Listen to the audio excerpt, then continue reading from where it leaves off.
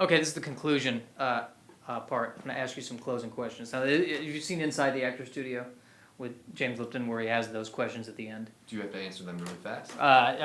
Well, I mean, don't take too long. Don't dally. Right. Jesus. Okay. But I'm going to ask you some questions that are similar to that. What if like the question he asks is, if heaven exists, what would you like to hear God say when you arrive? And I want to just refine that a little bit to be, if heaven exists, how often will you eat Krispy Kreme when you're up there? 3 times a week. 3 times a week. Okay, that's good. That's good. Heaven. That's.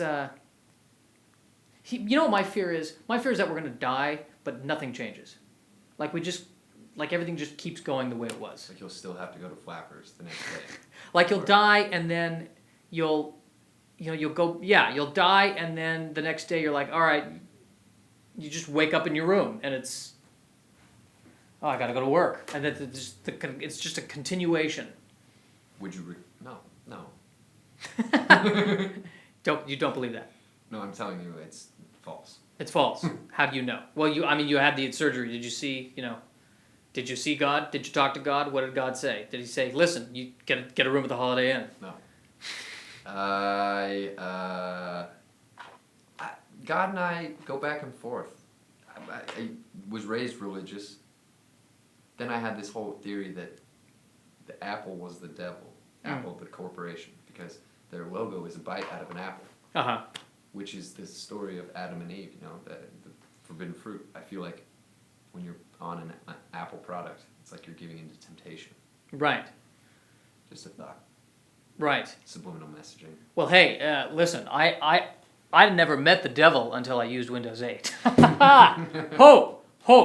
Zing! Take that, Bill Gates. I was sitting at I was at the Yoo-hoo room and I was checking someone in and the computer was being slow. And I said, I'm sorry, it's Windows 8. And the guy said, I don't have a problem with Windows 8. And I was just like, are you trying to start something? Are we going to come to blows? Did I just... The bathrooms are that way. Just... it was like, what? I don't have a problem with it. I don't have a problem with Windows 8. Why are you bashing Windows 8? Why? Why don't you just click faster? I'm just trying to make light of this thing being slow. Right. To be fair, actually, that was your attempt at small talk. Right. That's why I hate small talk. Exactly. There we go. You brought it back. You brought it back. That's I'm just like, what? Why? I didn't say anything, of course, because I'm too terrified. But hey! Maybe his dad. I'm trying to sell you a ticket, okay, so that you can go see your friend do stand up. So go fuck yourself. Sure. I'm glad you didn't say that. Right. You would never say that. No.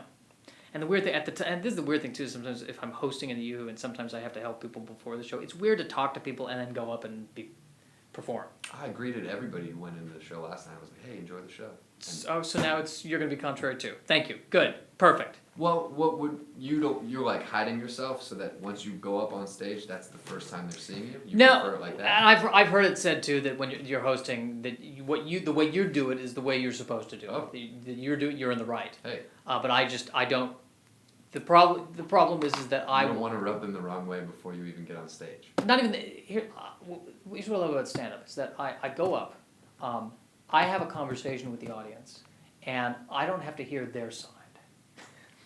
All I want is laughter. All I want is validation that I am funny, and we have 10 minutes, and then I never want to see these fucking people. That's exactly why you don't make small talk. Right, and that's why I'm a failure as a career because I'm not doing the interaction thing. No. I'm supposed to love these people and talk to them.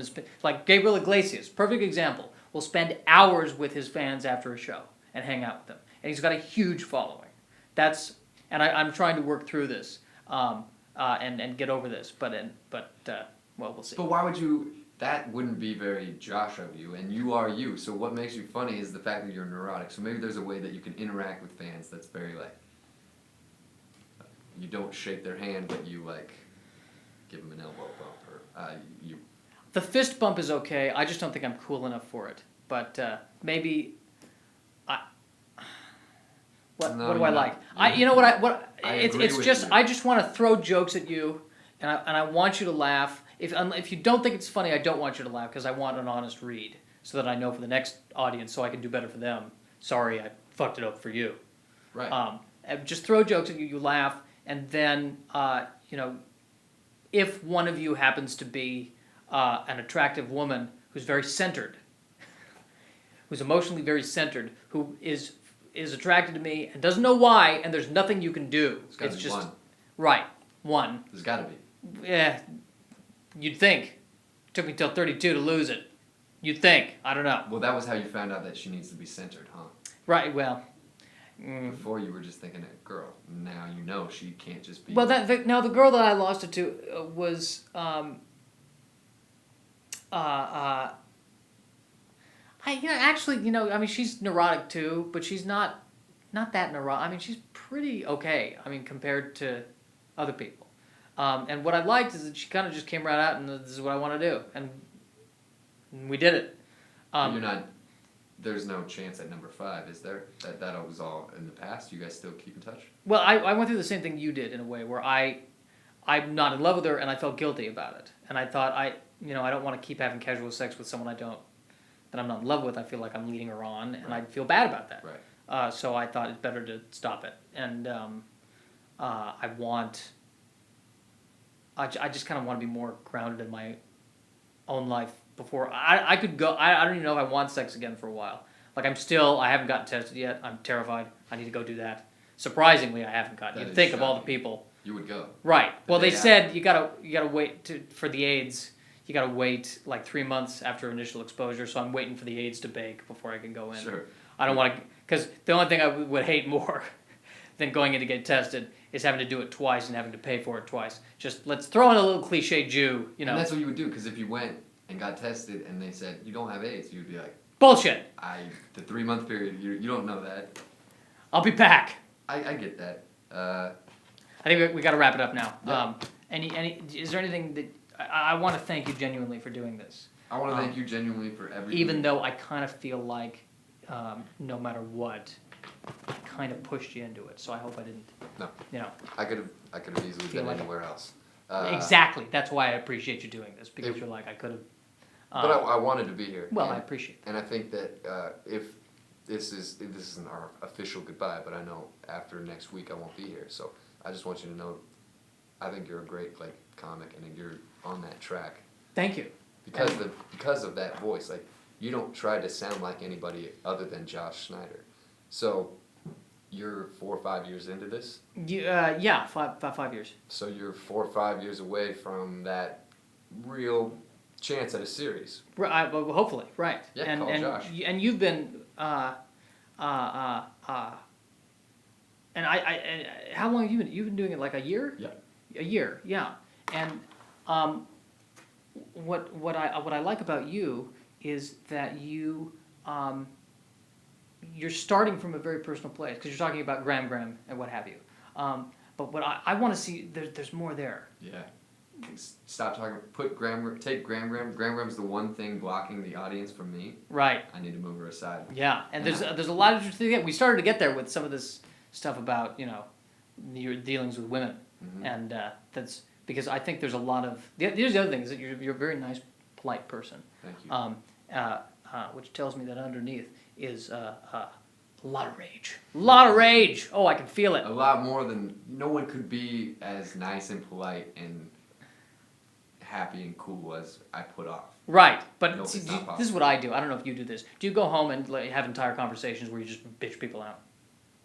I do. Certain people, yeah. Yeah, But just- they weren't the same people that I was nice to.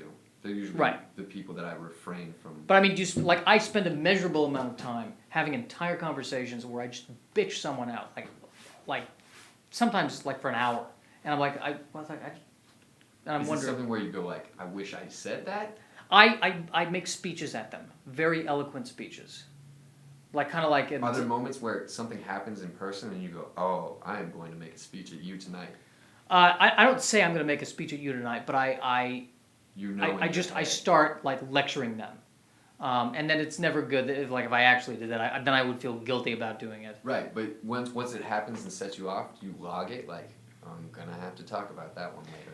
It's almost like a compulsion. I don't Okay. log it. It just if I'm Once you angry get about home, something, that just right. happens. It And comes then I find the only way to process it is I have to cry about it. I have to cry. at And night, then like, so after you do these, you cry. if I don't cry, the anger like just kind of sits, and so once I cry, that like releases it. And when you're crying, is it a hopeless cry, or do you know you're just crying out this rage? Is it a hopeless cry? Because when I cry, it can be very hopeless. That's a good question. I mean, because I joke about, oh, I'm hopeless, but do I really feel hopeless? I don't know. Like I don't. I hesitate to say that I'm not hopeless because I feel like as soon as I say that, it'll become hopeless. That's good to know. I think I got your answer. So can I say, maybe just a